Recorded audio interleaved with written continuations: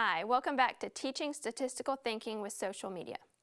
In Part 1, we gave you some helpful tips and a mnemonic device to share with your students to help them have a strong understanding of one variable distributions. In this video, we'll address some activities that you can incorporate into your own classroom. I find that students always enjoy collecting and analyzing data in creative ways. In the first activity, you will have students use information from their own social media accounts to create a human Instagram histogram. First, have your students look up how many photos they've posted on Instagram.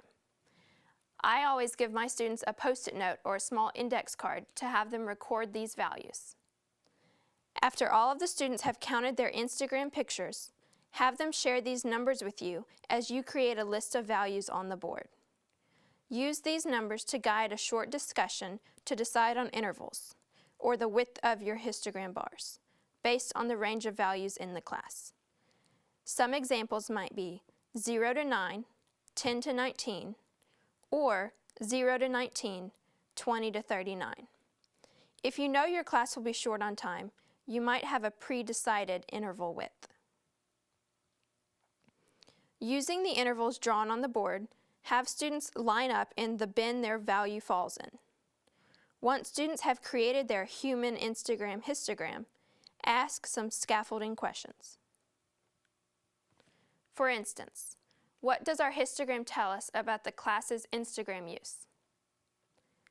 What would happen to the histogram if we had a new student arrive who posted 5, 15, or 25 photos daily?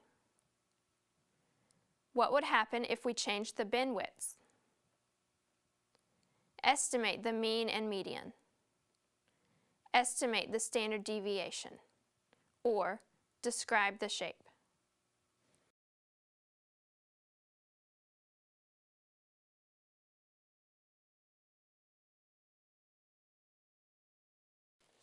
Have your students write down the average amount of time they spend texting in a day.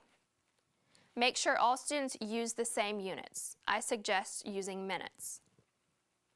You might need to tell your students to think about the number of texts they send in a day and then how long it takes to type out their text.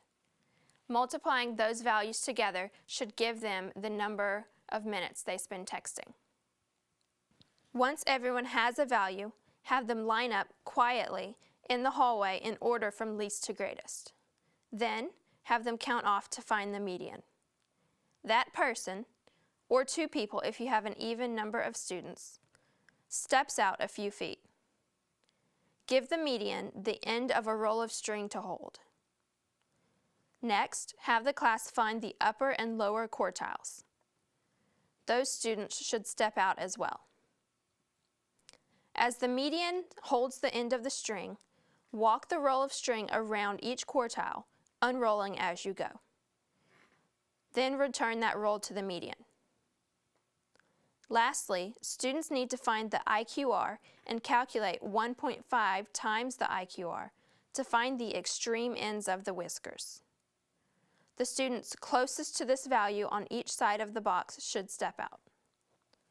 Stretch your cut strings from these students to the upper and lower quartiles to create the whiskers. Any student in line representing values beyond the whiskers is an outlier and also steps out. This is the human box plot. Once the box plot is created, ask some scaffolding questions, such as, does the rest of the data, students who didn't step out, matter? What happens if you add or subtract a student to the class? What happens if you make a value extremely high or extremely low? Estimate the mean and median. Estimate the range in IQR. Or describe the shape. Please explore the documents in the resources section. Handouts, instructions, and extensions for the activities are included. This concludes Lesson 1. Thank you for watching.